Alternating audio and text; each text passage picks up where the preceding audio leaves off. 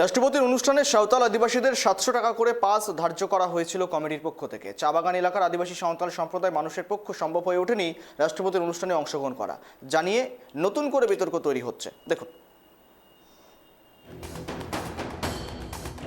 গত 7 ও 8ই মার্চ বাগডোগরার গোসাইপুরে আয়োজিত আন্তর্জাতিক সাঁওতাল কাউন্সিল কনফারেন্স ঘিরে দানা বেঁধেছে নতুন বিতর্ক।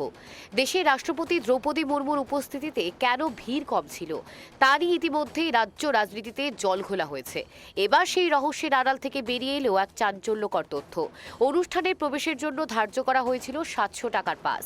গোসাইপুরে কনফারেন্সে উপস্থিত হয়ে খোদ রাষ্ট্রপতিও ভিড় কম দেখে উষ্মা প্রকাশ করেছিলেন। এমনকি বিধাননগরের অনুষ্ঠানে গিয়েও তিনি এড়িয়ে সরব হন। পরিস্থিতির গুরুত্ব বুঝে তড়িঘড়ি বদলি করা হয় দার্জিলিংয়ের জেলা শাসককে। কিন্তু কেন সাধারণ আদিবাসী মানুষ নিজেদের ঘরের মেয়ের অনুষ্ঠানে পৌঁছতে পারলেন না, উত্তর খুঁজতে উঠে আসছে এই পাস বিতর্ক। উত্তরবঙ্গের সিংহভাগ আদিবাসী মানুষ চা বাগানের শ্রমিক। দৈনিক মজুরির নিরিখে 700 টাকা তাদের 3 দিনের উপার্জনের সমান। ফলে ইচ্ছে থাকলেও পকেটে টান অনেকেই ব্রাত্য থেকেছেন রাষ্ট্রপতির অনুষ্ঠান থেকে। শিলিগুড়ি মহকুমা এলাকার জন্য মাত্র 100টি পাস বরাদ্দ করা হয়েছিল বলেও অভিযোগ উঠেছে। ফলে সাধারণ মানুষের ক্ষোভ এখন চরমে। রাষ্ট্রপতি ম্যাডাম আসবেন বলে আমাদের সবাই জানছিলাম, মানে খুশি ছিলাম ম্যাডাম আসতেছেন, তো আমরা যাবার জন্য খুব উৎসাহ ছিলাম। কিন্তু যখনই জানতে পারি যে মানে 700 টাকা ডেলিগেট ফিস দেওয়া আছে, কিন্তু আমাদের মতো সাধারণ মানুষ যারা খেটে খায় তাদের জন্য তো 700 টাকা অনেক বেশি হয়ে যাচ্ছে। সেই জন্য আমাদের যা উদ্যোক্তারা আছে তাদের কাছে আমি বলেছিলাম যে এত টাকা তো আমি দিতে পারবো না। তো ওনারা আমাকে সাহায্য করেছিলেন, মানে ডেলিগেটের যে ফিসটা ছিল ওরা দিয়ে দিয়েছেন।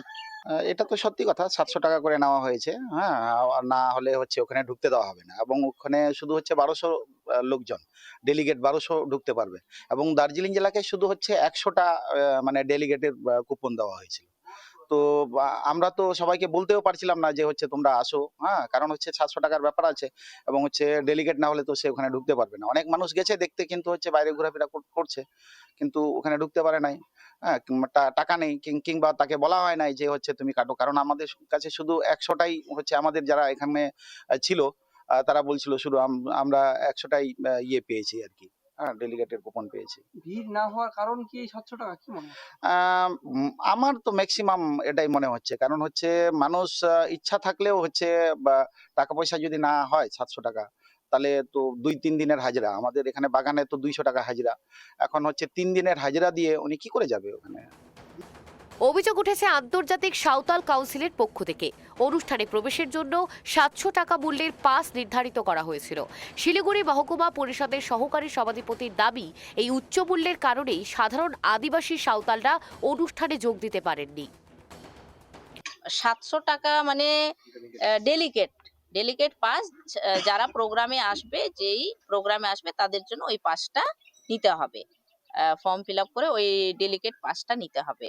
তো যাই হোক, এই অভিযোগ যখনই আমাদের কাছে আসে, তখন যখন গোসাইপুরে দেখলাম যে মাঠে কেউ আসতে পারেনি, তো স্বাভাবিক তখনই বুঝতে পারলাম আমরা যে হয়তো ওই 700 টাকার জন্যই আসতে পারিনি। তাছাড়া আমাদের কাছে ফোন এসেছিল, অভিযোগ এসেছিল ওই 700 টাকা নিয়েই এসেছিল, যে 700 টাকার জন্যই তারা আসতে পারেনি।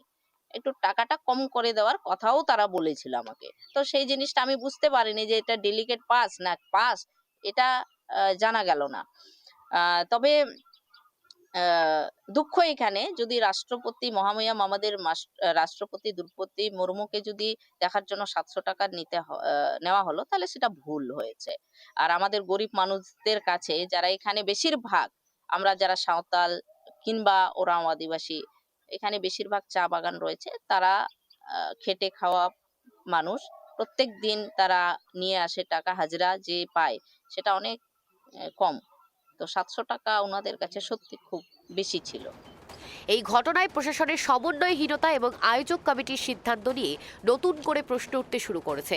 রাষ্ট্রপতির মতো শীর্ষ ব্যক্তিত্বের সফরে সাধারণ আদিবাসী মানুষদের এই আর্থিক দূরত্ব কিভাবে তৈরি হলো তা নিয়ে উত্তপ্ত উত্তরবঙ্গের রাজনীতি। শিলিগুড়ি থেকে ঋষি চ্যাটার্জির রিপোর্ট, কেটিভি বাংলা।